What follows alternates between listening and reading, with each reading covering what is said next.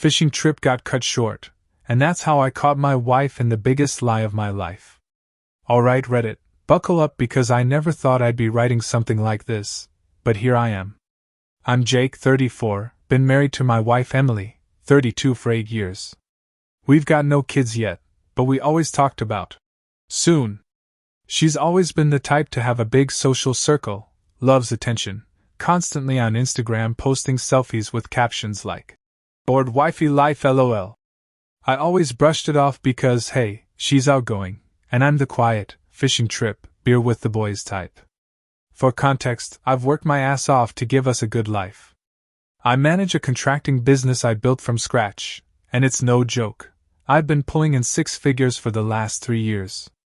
Emily works in marketing at some local boutique firm, and honestly, she spends more than she earns. Bags, shoes, salon appointments, the whole Instagram influencer starter pack. My parents, John and Carol, absolutely love Emily. My mom even calls her the daughter she never had, since I've only got brothers, Matt and Chris. That's important because, as you'll see, shit gets messy with family later. The cracks started showing small. Emily began complaining I was never around, because I'd take weekend fishing trips with my buddies. Thing is, I never ditched her. I always told her weeks in advance, and she used those weekends to go hang with the girls. I figured it was healthy. But looking back now, yeah, those were her windows of freedom. The big event started like this. Several times a year, my friends and I do a 3-day fishing trip. This time, my buddy Michael slipped on some wet rocks, snapped his leg, and we had to cut the trip short. Hospital, surgery, driving him back home, it was chaos. In all the madness, I forgot to text Emily that I was coming home early. When I pulled into our driveway that night, the house was completely dark. Weird. I called her cell. She answered in this fake excited voice like, "Hey babe. Just watching Netflix, so bored without you. Can't wait till you're home tomorrow." I was standing in my driveway listening to her lie straight to my face. And that's when my gut dropped. So there I am, standing in my own damn driveway while my wife is telling me she's home bored watching Netflix. But the house is pitch black. Not a single light on. No TV glow. Nothing. I sat in my truck for a second, heart pounding. I don't know what made me do it, but I killed the headlights, parked a little down the street, and walked up quietly. There was a strange car parked a block away, tucked behind some hedges. Not one I recognized. I slipped my boots off on the porch and unlocked the door as quietly as I could. Inside? Silence. No TV. No Netflix. Just muffled sounds. I followed them upstairs. Bedroom door closed, but I could hear her laugh, this weird, flirty giggle I hadn't heard in years. Then a man's voice. I'll be honest with you guys, I froze. My brain was screaming no. No way. Not Emily. I put my hand on the knob, hesitated, and then I turned it. And there it was. Emily straddling some guy, long hair, tattoos, probably early 30s, built like he lived in the gym. She was riding him, moaning, hair wild, back arched in a way she never even did with me. Sheets twisted, her nails digging into his chest. The sickest part? On the nightstand, candles were lit. Our wedding photo was pushed face down. She turned, saw me, and gasped. "Jake? What the F are you doing here?" Like I was the intruder in my own bedroom. The guy scrambled, yanking a blanket over himself, muttering, "Bro, I didn't know she was married." Classic line.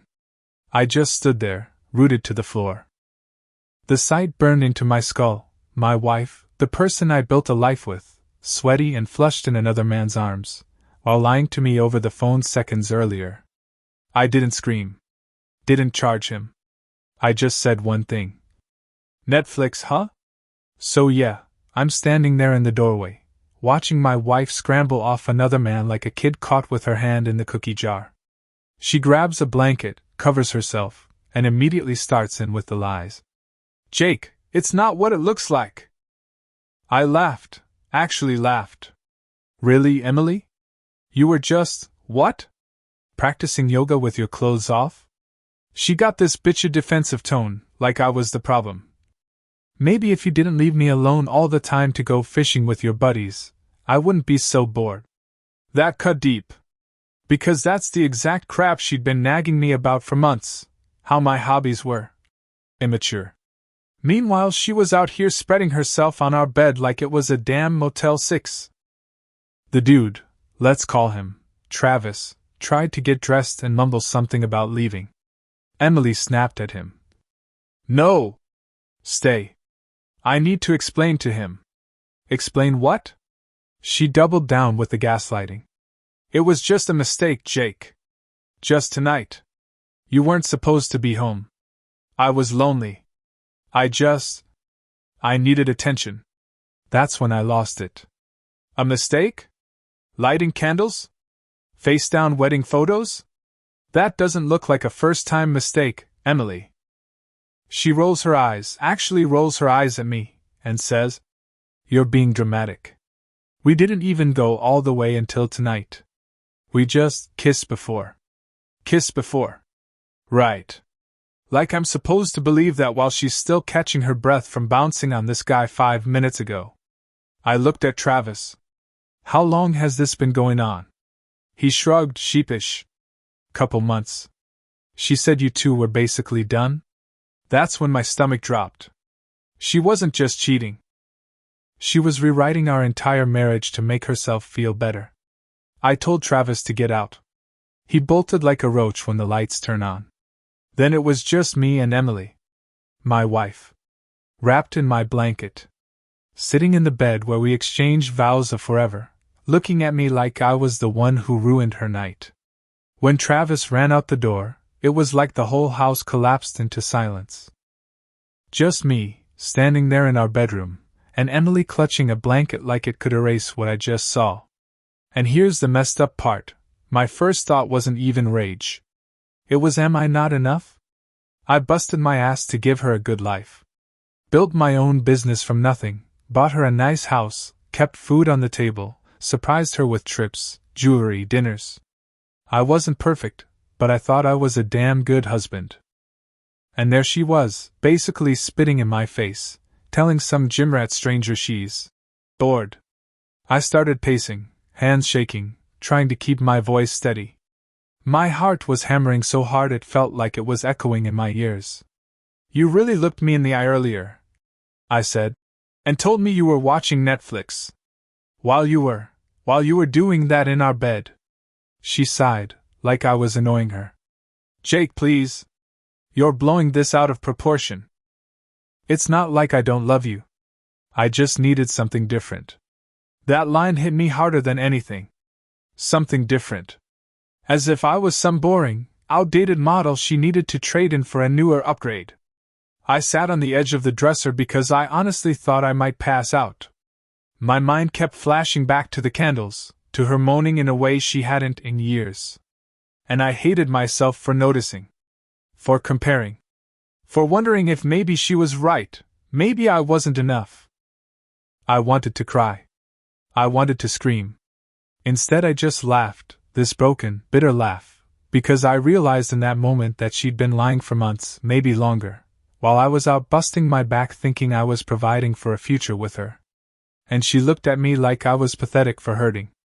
That night I didn't sleep. I couldn't. I ended up sitting in my truck in the driveway until sunrise, just staring at the steering wheel like it held the answers. Emily texted me all night. Stuff like, Please come inside, I didn't mean it like that. It was a mistake, Jake, I swear it's not what you think. If you loved me, you'd forgive me. That last one?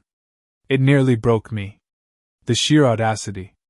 She cheats in our bed, then tells me forgiveness is the proof of my love. By morning I decided, I wasn't going to yell, wasn't going to hit anyone, wasn't going to break shit. No, if Emily wanted to play dirty, I was going to play smart. Step 1, I called my brother Matt, told him everything. He was furious. You gave that girl everything, Jake. Don't let her gaslight you. He's the one who told me to start gathering evidence. So I did. I went back in the house while she was at work, God knows where she actually was, and started digging. Found hotel receipts stuffed in her purse, texts on her iPad she forgot to log out of, even a damn Tinder account tied to her email. She wasn't just bored. She was living a double life. Step 2. I called a lawyer. Laid out what I found, and he told me exactly how to protect myself. We shared finances, but guess who funded 90% of everything? Me. And she wasn't about to take me to the cleaners after humiliating me. Step 3. I put on a mask. I didn't let her know I knew everything yet. I played it cool. Had dinner with her, pretended to listen to her half-ass apologies, even let her cry on my shoulder. She thought she was reeling me back in. But inside? I was planning her exit.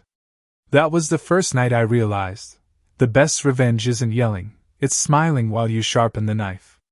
So I start my little act right? Smiling at dinner, asking her how her day was, pretending like I'm the same old Jake who hasn't seen her naked on top of Travis just a few nights earlier. And she buys it. Completely. But instead of easing off, Emily doubles down on the lies. One night she tells me, "I don't know what you think you saw, but it wasn't what it looked like." I just stare at her. "Really, Em? Because it looked like you were riding some guy in our bed while telling me you were watching Netflix." She actually had the nerve to say, "Well, we didn't even go all the way until that night. Before that it was just kissing and cuddling. Emotional stuff. You don't understand." "Oh, so that makes it better?" Then she switches tactics. "Jake, if you weren't so obsessed with fishing in your business, maybe I wouldn't have needed someone else to talk to." Ah, there it was. The classic cheater playbook, blame the victim. It didn't stop there. She pulled in my mom, Carol. Called her crying, saying I was distant and controlling. My mom, God love her, called me up in tears. "Jake, she says you've been cold to her. You two can work this out, can't you?" I felt like I was going insane. Not only was Emily lying to my face, but now she was poisoning my family against me. And then came the cherry on top. She looked me dead in the eye one night and said, "Jake, if you tell anyone about this, it'll ruin my reputation. Do you really want to make me look like the bad guy?" That's when it hit me. She wasn't sorry. She wasn't even ashamed. She was just scared of people finding out who she really was. And me? I decided I was going to make damn sure everyone saw her for exactly what she was. I held it together for a while, but I'd be lying if I said I didn't break down. The nights were the worst. I'd lay in the guest room, staring at the ceiling, replaying every laugh she ever gave me, every kiss, every "I love you." And all I could see was her back arched under Travis, moaning like she hadn't with me in years. That image burned itself into my skull. It made me question everything. Was I boring? Was I unattractive? Did she ever actually love me, or was I just a stepping stone until someone flashier came along? I'd scroll through her Instagram, looking at the perfect wife selfies she posted, hair done, nails shining, captions like "lucky girl" or "wife life 2 hearts." Meanwhile, I knew she was getting railed in hotel rooms paid for with my credit card. I stopped eating for a while. Dropped weight. My brother Matt noticed when we met for a beer. He slammed his glass down and said, "Dude, don't let her do this to you. You're not the failure here, she is." But it didn't sink in right away. I still felt humiliated. Even my dad pulled me aside one Sunday and said, "Son, I've seen you work harder than anyone I know. You gave that girl everything. Don't you dare think you're not enough." I nodded, but inside I felt hollow. The worst part? Emily would come knocking on the guest room door at night, putting on this fake, pouty voice. "Jakey, can't we just move past this? You're making such a big deal. Travis didn't mean anything." Didn't mean anything? The guy had his hands all over her while she was calling me boring. It was like living in a funhouse mirror version of my own life. Everything twisted upside down, and I couldn't tell what was real anymore. That's when I realized, if I didn't take control, this would destroy me. One night, around 2 a.m., I was sitting in the garage with a beer, staring at the fishing gear I hadn't touched since that trip. My hands were shaking, stomach twisted in knots, and I finally just said out loud, "Enough."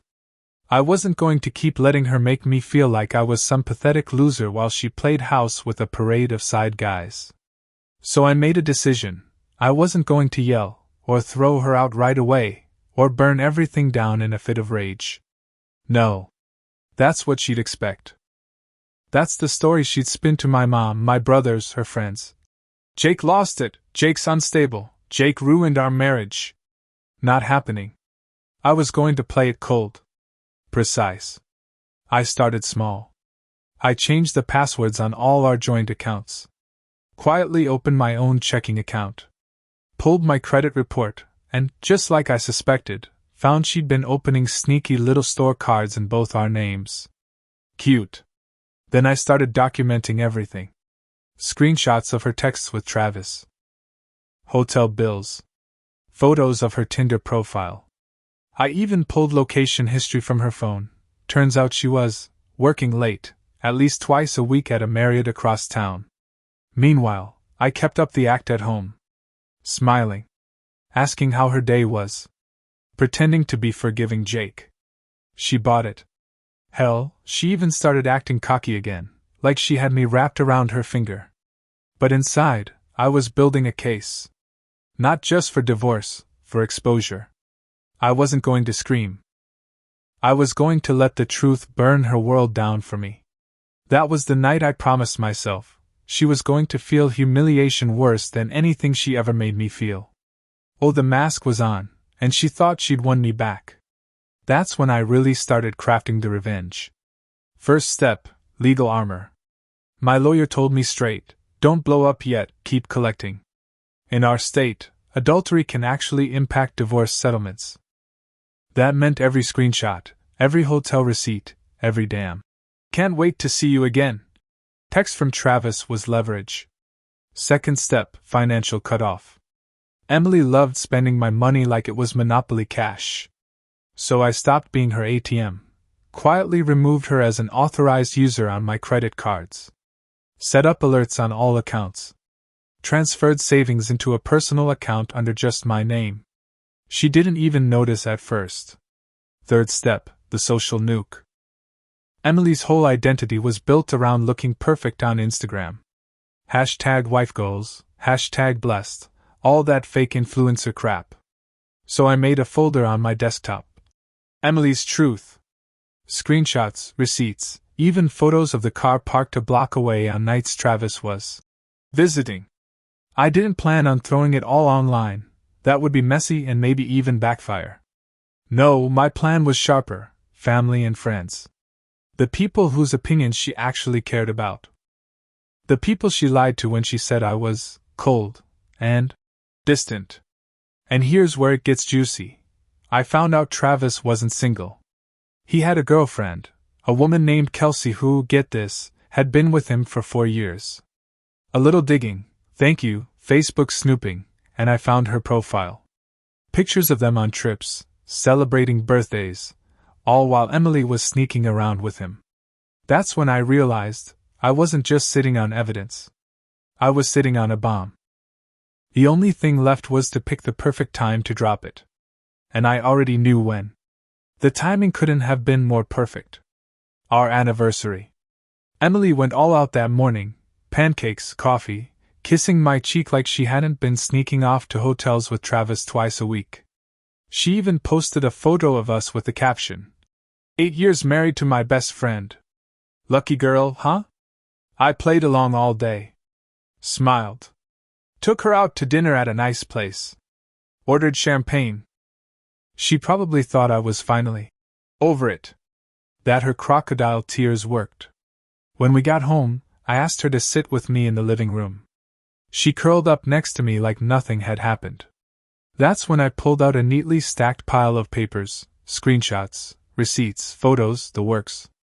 Emily, I said, calm as ice, this is what I've been doing while you were lying to me. Her face drained of color as I laid them out on the coffee table, one by one. Tinder profile. Marriott receipts. The selfie she sent Travis in lingerie. Lingerie I bought her, by the way.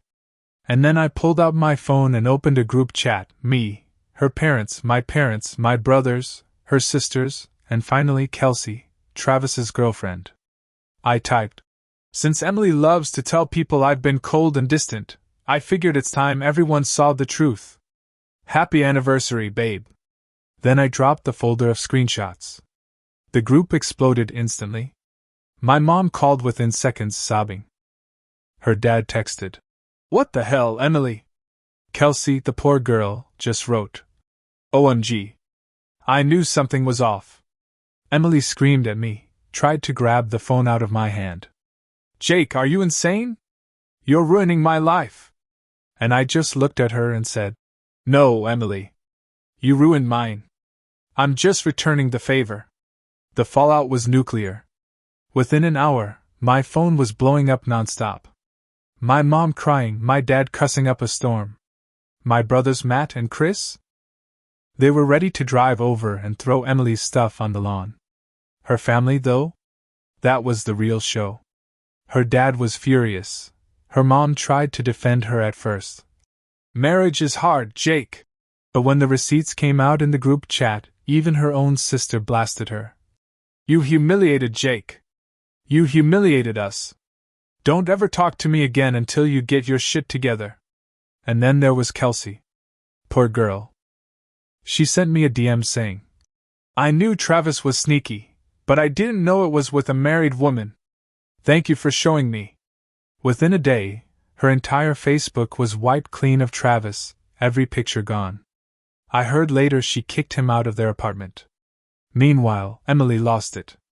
She screamed through her phone at the wall, called me every name in the book. "You're pathetic, Jake. You're vindictive. Who does this to someone they love?" And I just sat there, calm as ever, sipping my beer. Someone who finally woke up. The next day, her perfect Instagram page started getting comments. Not from me, but clearly from people in the family group. Stuff like, "Lucky girl? More like lucky you didn't catch an STD. Stop pretending, Em. Everyone knows." She deleted the anniversary post within hours, but the damage was done. Her shiny little influencer world crumbled overnight. And me?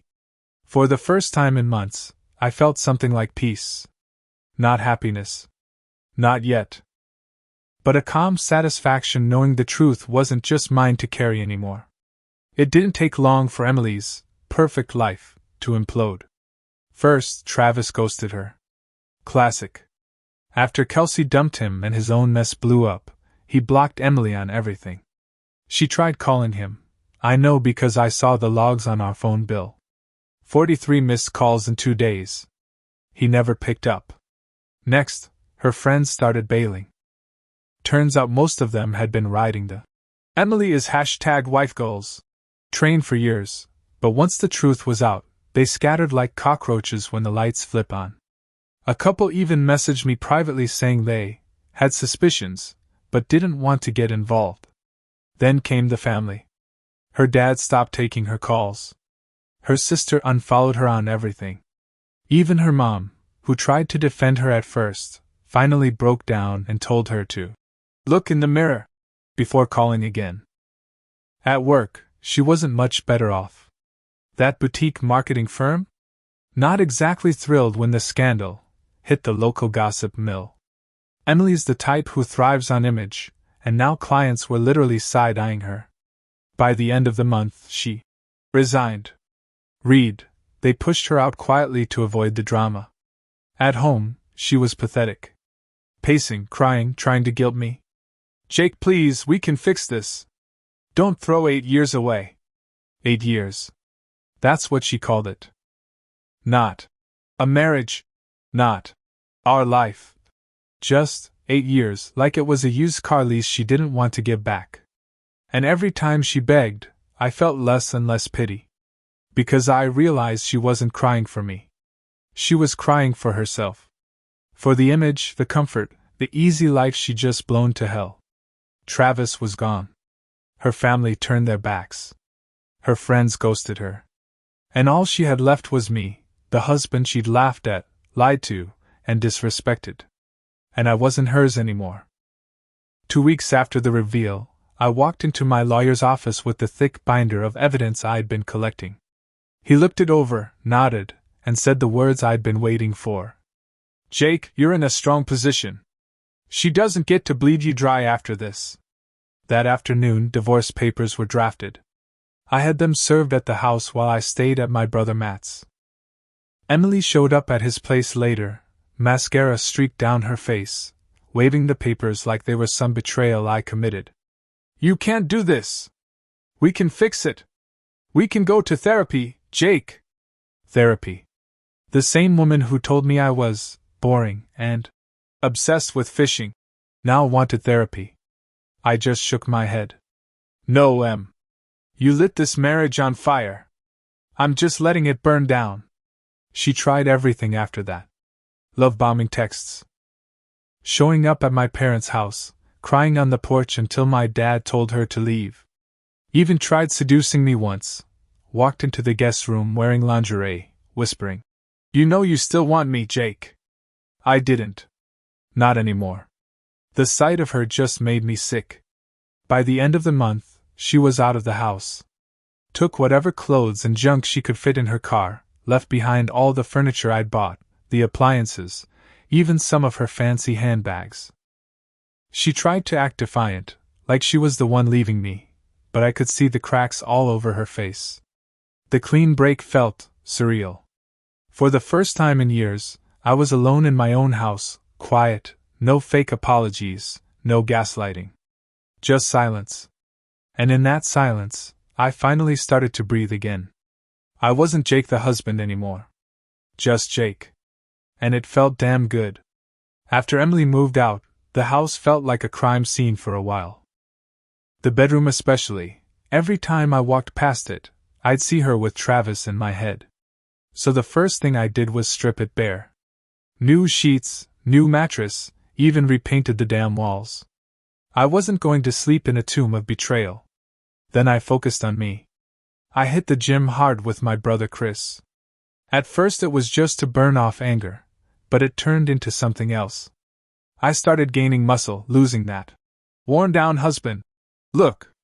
People noticed. Hell, I noticed. I picked up hobbies again. Fishing, yeah, but more too. Woodworking. Hiking. I even bought a motorcycle, something Emily always nagged me not to because it was dangerous. Funny how the things she hated ended up being the things that made me feel alive again. Therapy helped too. Not marriage counseling, but one-on-one. My therapist cut right through the self-doubt Emily left behind. She said, "Jake, cheating says nothing about your worth. It only screams about hers." That line stuck with me. Family was a huge anchor. My mom cooked for me, my dad helped with paperwork, and Matt and Chris dragged me out for beers when I wanted to wallow. For the first time in years, I felt surrounded by people who actually gave a damn about me. Slowly, the humiliation turned into strength. The sadness turned into clarity. And one night, sitting around a fire pit with my brothers, a beer in my hand, I realized I wasn't mourning Emily anymore. I was mourning the version of me that tolerated her lies. And that guy? He was gone. It's been about a year since D-Day. And honestly, I barely recognized the man who sat in that driveway listening to his wife lie about watching Netflix. Emily tried reaching out a few times after the divorce finalized. A long Facebook message about remembering the good times. A random email on my birthday. "Hope you're doing okay, Jake." I didn't reply to a single one. Last I heard, she's living in some crummy apartment, working at a different agency, posting fake smile selfies like nothing ever happened. I don't care anymore. Her life isn't mine to carry. Me? I've rebuilt. I'm in the best shape of my life, my business is thriving, and I've even started dating again, casually, nothing serious yet, but I'm not bitter. I actually trust myself now. Looking back, the tragedy isn't just that she cheated. It's that I wasted so much time worrying about being enough for someone who was never going to value me. I was good. I am good. She was the one who was rotten. Revenge felt sweet in the moment, exposing her lies, watching her perfect little image shatter. But the real victory? It wasn't humiliating her. It was realizing I didn't need her anymore. So here's my advice to anyone going through what I went through. Don't blame yourself. Their cheating is about their emptiness, not your worth. Play it smart. Don't blow up, gather evidence, protect yourself, plan your exit. Lean on family and friends. You'll be shocked how much strength comes from the people who actually love you. Rebuild for you, not to spite them. Revenge is temporary. Growth is permanent. Emily thought she broke me.